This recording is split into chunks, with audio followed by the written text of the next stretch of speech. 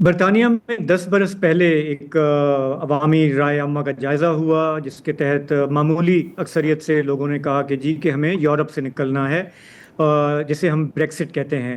Brexit کے گزشتہ جو 10 سال ہیں اس میں برطانوی سیاست کو ہم نے دیکھا کہ وہ پاکستانی سیاست کی طرح نظر آئی کہ کوئی پرائم منسٹر اپنی مدت پوری نہیں کر سکا۔ سیاست نے کچھ ایسا اس کا مزاج بن گیا کہ اپنی پارٹی کے اندر سے بغاوت ہو جاتی ہے، کبھی پرائم منسٹرز کو ریزائن کرنا پڑتا ہے، کبھی الیکشنز کال کرنے پڑتے ہیں۔ اینڈی برنم ابھی برطانیہ کے 7ویں پرائم منسٹر بنے ہیں 10 برسوں کے اندر۔ یہ ایک میسو ٹرن اوور ہے 10 ڈاؤننگ اسٹریٹ کے لیے۔ وہ ماضی میں گریٹر مینچسٹر کے میئر رہ چکے ہیں، لیبر پارٹی میں سمجھیں لیفٹ آف سینٹر کے سمجھے جاتے ہیں، اور انہوں نے کل جو اپنا پہلا بیان دیا اس نے کہا کہ ہمیں اپنی سیاست میں استحکام واپس لانا ہوگا۔ ہماری پارٹی کی کچھ پالیسیاں خارجی اور داخلی ایسی رہی ہیں جو عوام سے ہم آہنگ نہیں ہیں، اور ہمیں عوام کو ریلیف دینا ہوگا۔ ان کے اور بھی وعدے ہیں اور بھی ان کے ڈیسیشنز ہیں۔ آج یہ بھی خبر آ گئی کہ برطانیہ کے وزیر خارجہ ایڈ ملبینڈ ہوں گے، جو پرانے کھلاڑی ہیں سیاست کے، لیبر پارٹی کے۔ ماضی میں پی ایم کے لیے انہوں نے کوشش کی تھی لیکن کامیاب نہیں ہوئے۔ لیکن اس سے زیادہ دلچسپ خبر جو برطانیہ سے آئی ہوئی ہے اور پچھلے 1 مہینے سے اس کا انٹرنیشنل چرچا ہے، وہ ایک ضمنی الیکشن ہے۔ ضمنی الیکشن کس کا ہے؟ ایسے شخص کا جس کا بریکسٹ میں بڑا ہاتھ تھا، جو کریڈٹ لیتا ہے کہ یہ بریکسٹ میں نے کرایا، اور ان کا نام ہے نائجل فراج۔ ریفارم یو کے پارٹی کے وہ سربراہ ہیں، پاپولسٹ ہیں، امیگریشن مخالف ہیں، اسلام مخالف بھی سمجھے جاتے ہیں، اور ان کی پارٹی جو ہے وہ سمجھیں کہ رائٹ ونگ تو ہے ہی، لیکن تھوڑا ایکسٹریم رائٹ ونگ سمجھی جاتی ہے، کیونکہ وہ وہاں پہ جو سفید فام آبادی ہے ان کے جذبات سے کہا جاتا ہے کہ وہ کھیلتے ہیں۔ ان کے اوپر الزامات سامنے آئے حالیہ ہفتوں میں کہ انہوں نے اپنے مالیاتی گوشواروں میں تحائف جو ہیں وہ ظاہر نہیں کیے۔ ان کے جو بیسیکلی کہ کرپشن کے ایلیگیشنز تھے، اور یو کے سسٹم میں یہ ہوتا ہے کہ پارلیمنٹری ایک سسٹم ہے جس میں انکوائری ہوتی ہے، اور اگر آپ سے کہا جاتا ہے کہ جی رسیداں کڈو، اور اگر آپ نہیں نکال سکتے تو پھر آپ کو سسپینڈ بھی کیا جا سکتا ہے۔ نائجل فراج نے بجائے اس کے کہ اس پارلیمنٹری پروسیس کا وہ سامنا کرتے ہیں، انہوں نے کہا جی یہ اسٹیبلشمنٹ میرے خلاف ہے، اور میں جس طرح ہمارے یہاں بھی بہت سارے سیاستدان کہتے ہیں میں عوام کی عدالت میں جاؤں گا، یہ کون ہوتے ہیں یہ ادارے، میں ان کو نہیں مانتا، اور میرا فیصلہ جو ہے میرے حلقے کے عوام کریں گے۔ تو ان کا جو حلقہ ہے انہوں نے کہا کہ جی کہ انہوں نے فورس کیا کہ وہاں پہ بائی الیکشن ہوگا۔ اس چیز نے بہت سارے سیاسی پارٹیوں کو شش و پنج میں ڈال دیا، اور انہوں نے کہا کہ آپ احتساب سے بھاگ رہے ہو، اور آپ یہ ایک پاپولر سٹنٹ کر رہے ہو تاکہ ساری توجہ آپ پہ آ جائے، آپ کی کیمپیننگ پہ آ جائے۔ اس کا ایک مزیدار جواب یہ سامنے آیا کہ وہاں پہ ایک کمیڈین ہے، ان کا نام ہے کاؤنٹ بن فیس۔ بیسیکلی ایک کوڑا دان ٹریش ہے جو اپنے وہ سر پہ رکھتے ہیں، اور وہ کہتے ہیں کہ میں اصل میں 9500 سال پرانی انٹر گیلیکٹک اسپیس واریئر ہوں، پلانٹ سگما 9 سے آیا ہوں، اور میرا نعرہ ہے میک ارتھ گریٹ اگین۔ جیسے ہم ٹرمپ کہتے ہیں میک امریکہ گریٹ اگین، انہوں نے کہا جی میک ارتھ گریٹ اگین۔ اصل میں جو ان کی پہچان ہے وہ ایک کامیڈین ہے، نام ان کا ہے جان ہاروی۔ وہ ایک اسکرپٹ رائٹر ہیں، پروڈیوسر ہیں، لیکن پچھلے کئی الیکشن میں کم از کم 5 الیکشنز میں وہ ہر دفعہ نامینیشن پیپر ڈالتے ہیں، الیکشن لڑتے بھی ہیں۔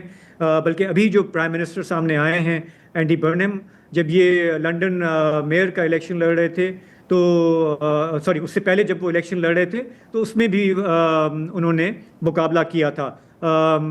لنڈن میئر جو ہیں صادق خان، ان کے خلاف بھی وہ لڑ چکے ہیں، ہمیشہ ہارتے آئے ہیں، لیکن تفریح پرووائڈ کرتے ہیں اور ایسے ایشوز اٹھاتے ہیں کہ لوگ ریزونیٹ کرتے ہیں۔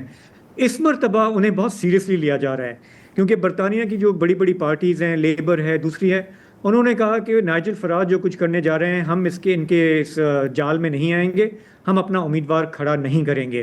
اور کاؤنٹ بن فیس نے جا کے کہا کہ ان کا مقابلہ میں کروں گا، اور بہت حیرت ہوئی مجھے بھی، برطانوی میڈیا کو میں مانیٹر کرتا ہوں، کاؤنٹ بن فیس کو بڑے بڑے ٹی وی شوز میں، بڑے بڑے ٹاک شوز میں بلایا گیا، اسٹوڈیو میں بٹھایا گیا، BBC کے پروگرامز میں، اور باقاعدہ सीरियसली उनसे सवाल जवाब किए गए कि बताएं कि आपका एजेंडा क्या है, और बाज़ औक़ात तो उनका सिर्फ ये जवाब था कि मेरी सबसे बड़ी प्लस पॉइंट ये है कि मैं नाइजल फराज नहीं हूँ। मैं आपको एक ऑल्टरनेटिव दे रहा हूँ कि अगर आप अपना आइसक्रीम के दाम ठीक करना चाहते हैं, हाउसिंग के हवाले से उन्होंने कहा कि मैं वादा करता हूं कि मैं कम से कम एक घर जरूर बनाऊंगा। हाँ। मैं ये वादा नहीं कर रहा कि मैं 90,000 घर बनाऊंगा, मैं एक घर जरूर बनाऊंगा। तो एक कॉमेडी कैरेक्टर है जिसको बहुत वहां पे सीरियसली लिया जा रहा है, और बहुत सारे जो ब्रिटेन के लीडिंग पॉलिटिशियंस हैं, लेबर के हैं, वो उन्हें इंडोर्स कर रहे हैं। वो चाहते हैं कि नाइजल फराज को ने जो भी उनका ये जो हथकंडा कह लें, गिमिक कह लें, वो उनको अपने गले पड़े।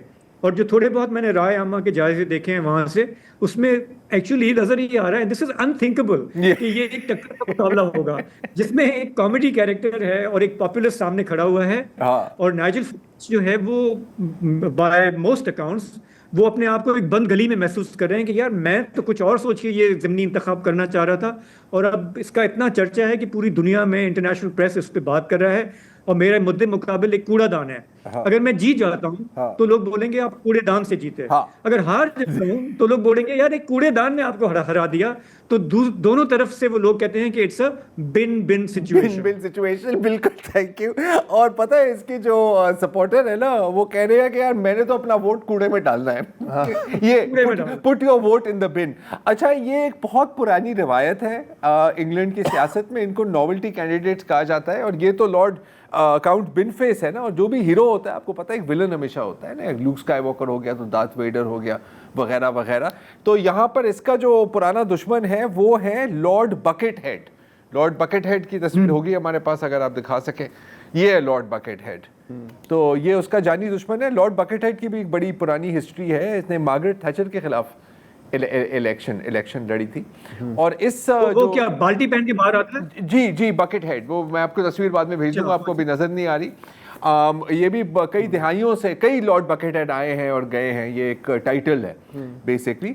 और इस इलेक्शन में एक एआई कैंडिडेट भी बाय द वे खड़ा है। और ये इंटायरली सीरियसली, उसका नाम है स्टीव। ये वोट एआई स्टीव, ये ज़िमनी इंतखाबात में इस इनमें नहीं लेकिन किसी और इलेक्शन में ये भी खड़ा हो रहा है। एंड दे लाइक कि यार आप जाएं तो आप स्टीव से बात भी कर सकते हैं आप।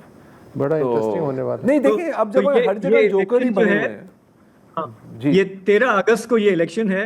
और आई थिंक मैंने तो अपने लाइफ टाइम में ऐसा कोई इलेक्शन नहीं देखा, चाहे पाकिस्तान, अमेरिका, इजराइल, इधर उधर जहां भी हम फॉलो करते हैं। तो बहुत इंटरेस्टिंग होगा अगर ये वाकई में 1-to-1 मुकाबला होता है।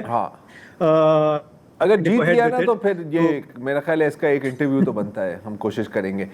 और देखें, जब हर जगह मजाक ही चल रहा होता है तो ठीक है यार, फिर कॉमेडियन को ही वोट देते हैं। हर जगह वैसे ही जोकर बैठे हुए हैं, पूरी दुनिया में मजाक, पूरी दुनिया में मजाक है, हर जगह जोकर बैठे हुए हैं। जोकर भूखे मर रहे हैं, जो जोकर ओरिजिनल कॉमेडियन है वो भूखे मर। वैसे इनको अंडरएस्टिमेट नहीं करना चाहिए। ये यूक्रेन के जो लीडर हैं ये भी कॉमेडियन थे बिल्कुल, लेकिन टोकरी पहन के तो कचरा कुंडी पहन के घूमता था। और व्हाइट हाउस के बारे में थे, तो फिर वो जंगी सदर बन गए। हर जगह वो अपना ड्रेस पहन के आ जाते हैं व्हाइट हाउस। तो you never know, we should try other people. I think so. मैं अगर होता वहां पे तो मैंने तो मतलब इसको ही वोट देना था। मेरे मिजाज के मुताबिक है ये कैंडिडेट। ठीक है, अब दुकान बंद कर एंडोर्समेंट आ गई ज़रार की, गुड हो गया। शो को कूड़े में फेंको यार। ये बिन सिचुएशन बिन सिचुएशन अच्छी थी यार। बिन सिचुएशन। इजाजत दीजिए, खुदा हाफिज।